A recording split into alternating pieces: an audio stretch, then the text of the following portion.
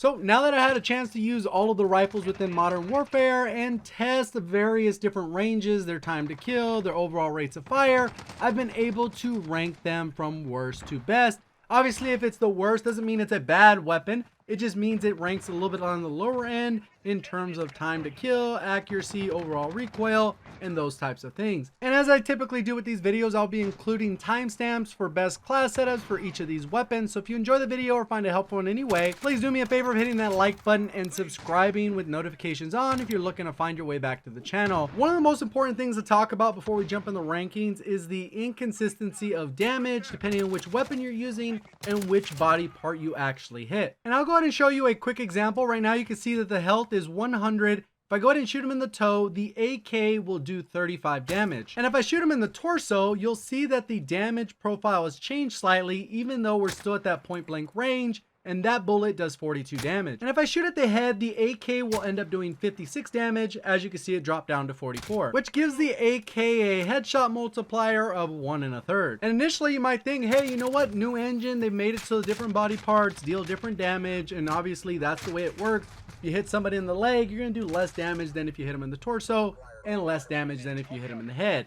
But let's go ahead and take a look at another example, which is the M4. And with the M4, when you shoot someone in the foot, you'll see that it does 28 damage. And when you shoot him in the torso, again, 28 damage. And when you shoot him in the head, you do 45 damage, which gives the M4 a headshot multiplier of 1.6. So something to keep in mind with all those various discrepancies, this is my ranking as of now. If they come out with a big update that kind of overhauls this and makes it a little bit more consistent across the board, I'll go ahead and come out with another one of these videos, keeping you guys updated. So the 8th ranked weapon on my list is the M13, and the best class setup for this one is whatever optic you want to use or not an optic at all. And as you can see, I'm running the Compensator, the Tempest Marksman, the Operator foregrip, as well as the 300 Blackout 30 round mags. The biggest issue for me with the M13 is although it feels good when you're actually using it, it has one of the slowest time to kills in the rifle category, ranking 8th at close ranges and 7th at the further ones. It requires 5 or 6 shots to kill, so what your attachments should all be looking to do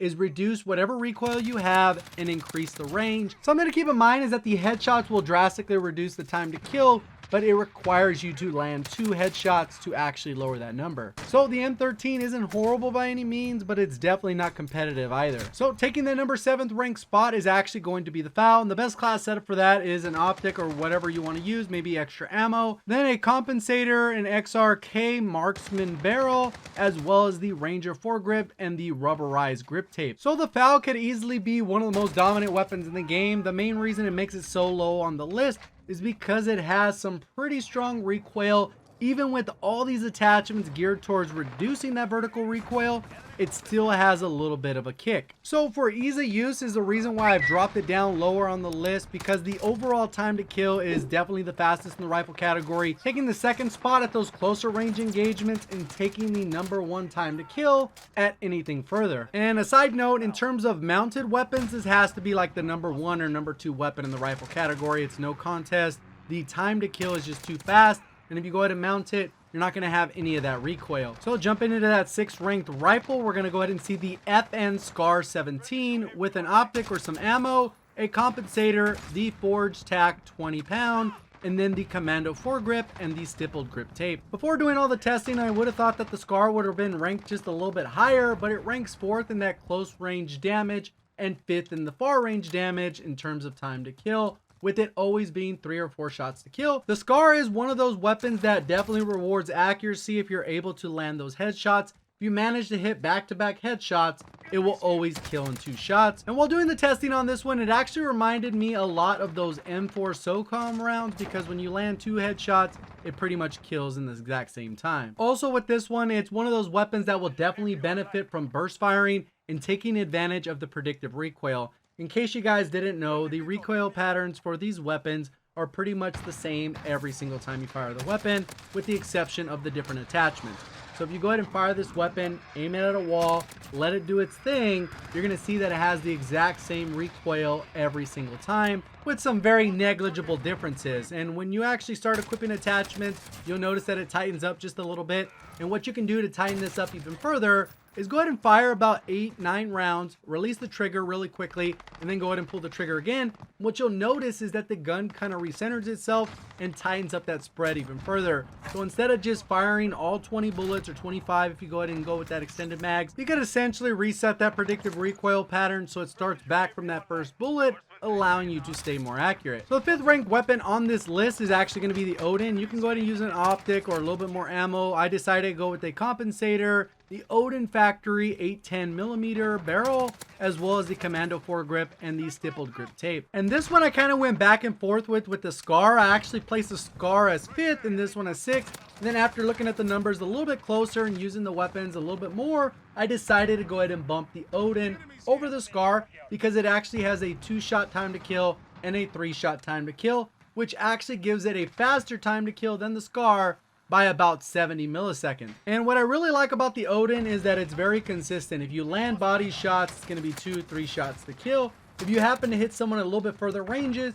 you do need to land at least 1 headshot to bring down the shots to kill down to 2 to get that faster time to kill. So pretty much at every range, if you land a body shot, recoil up, and hit a headshot, you're going to have 139 millisecond time to kill, which is incredibly fast. So when it comes to figuring out attachments for this weapon, the only real thing you need to worry about is the overall recoil, because it's not a run and gun type gun. Obviously you can run and gun with it, but it is not a run and gun type gun.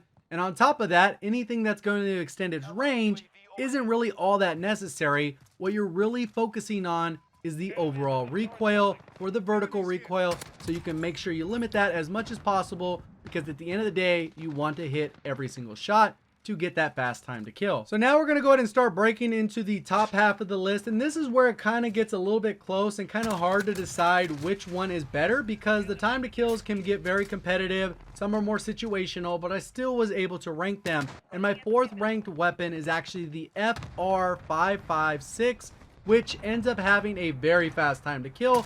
I go ahead and use an optic, the monolithic suppressor, the FR24.4 sniper barrel, as well as the stippled grip tape and the FFS tack wrap for the stock. So when it comes to this weapon, you're not really trying to solve for any kind of recoil, so you want all your attachments geared towards range and overall ADS speed. And with having this setup of attachments, you're able to increase that one burst potential from about 27.5 meters up to right around 40 meters, which is a significant increase. And if somehow this weapon had even further range, I would have actually bumped it up higher on the list, because there's a significant difference in time to kill when you kill someone in a single burst or within 2 bursts. So if you manage to hit that 1 burst, you're going to end up killing that opponent within 89 milliseconds, which is the fastest among the rifle category. But since this is a burst weapon, the burst delay is 250 milliseconds plus the additional time to kill of those extra bullets landing. You end up with a time to kill of 383 milliseconds,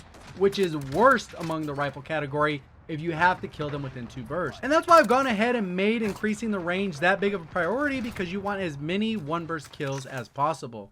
So taking that number 3 spot is actually the Kilo 141. I use an optic, the compensator, the Seangard Arms 19.8 Prowler for that additional range, the Commando foregrip, and the stippled grip tape. So when you actually take a look at all the data for the Kilo, it ends up being a poor man's M4. It's basically the same weapon. It has the same damage profile, very similar as far as range. The biggest difference is the overall rate of fire of about 70 rounds per minute. And to kind of make it a little bit more clear how big a difference that is, it ends up translating to a difference of a time to kill of approximately 15 to 30 milliseconds, which equates to about 1 or 2 frames on console at 60 frames per second. So not a bad option, but definitely not the best. And when it comes to the number 2 spot, I was actually a little bit torn, and I think the big issue right now is a lot of people are putting one weapon over the other, and I think a lot of it comes down to what level you actually unlock this weapon, and it is a very high level unlock. The AK-47 will take that number 2 spot with an optic, the compensator, the 23-inch RPK barrel, the Ranger foregrip, and the rubberized grip tape. And the only real issue with the AK-47 is the overall recoil. The actual damage profile is very consistent. No matter if you're adding on range, it doesn't really matter all that much. The only thing you're really trying to solve for is the vertical recoil or the horizontal recoil, so you want as many of those attachments as possible. I actually went through and cross-checked all those different various attachments, swapping them out individually, and this is the setup that I actually found to be the most consistent at reducing the overall recoil and tightening up that spread. And right now the AK is pretty disgusting. It's pretty much going to be 3 shots to kill unless you happen to shoot people in the legs or arms or whatever the case is. And if you land 2 headshots, it will always kill in 2 headshots at all ranges. It actually ranks 5th in the time to kill at those closer ranges, and then as you go a little bit further away, it ends up ranking all the way up to 2nd, only behind the FAL. So it's definitely one of those sleepers because it's such a high level. I would highly recommend trying it out because in my opinion, it is likely to get nerfed. And that's gonna go ahead and bring us to the #1 ranked weapon on the list, and it doesn't really need any introduction. I'm sure most of you guys guessed it. It's the M4A1 with an optic, the compensator, the Corvus custom marksman barrel, as well as the commando foregrip and the stipple grip tape. The only difference that some people will tend to do is they'll go with the M16 barrel because it has a hair longer range, but a little bit slower mobility. So I'm not 100% sure if they're going to go ahead and get that damage issue fixed, but we'll go ahead and see in that next update. Hopefully you did enjoy the video. If you did, please do me a favor hitting that like button. Let me know in the comments section what is the next weapon category you'd like to see this type of video on. And if you're brand new around here or currently not subscribed, go ahead and make sure you do hit that red subscribe button, turning it to gray with notifications on by ringing that bell. Do appreciate all the support on the channel and with Modern Warfare. Thank you for watching, and as always, have a great day.